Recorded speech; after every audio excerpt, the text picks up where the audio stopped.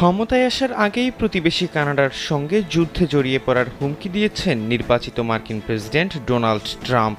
এখানেই থেমে থাকেননি তিনি, দেশটিকে যুক্তরাষ্ট্রের ৫১তম অঙ্গরাজ্য বানানোর ইচ্ছাও প্রকাশ করেন খোদ কানাডার প্রধানমন্ত্রীর সামনে। এবার ট্রাম্পের এমন বেপরোয়া মন্তব্যের প্রতিক্রিয়া দেখালো অটোয়া, ইঙ্গিত দিল পরাশক্তি দেশটির উপর নিষেধাজ্ঞা দেয়ার। বুধবার কানাডার বৃহত্তম রাজ্য অন্টারিওর সরকার প্রধান ডং ফর্ড এমনটা জানান। তিনি বলেন, মিশিগান, নিউ ইয়র্ক স্টেট এবং উইসকনসনে যে বিদ্যুৎ রপ্তানি করা হয় তা বন্ধ করে দেয়া হবে।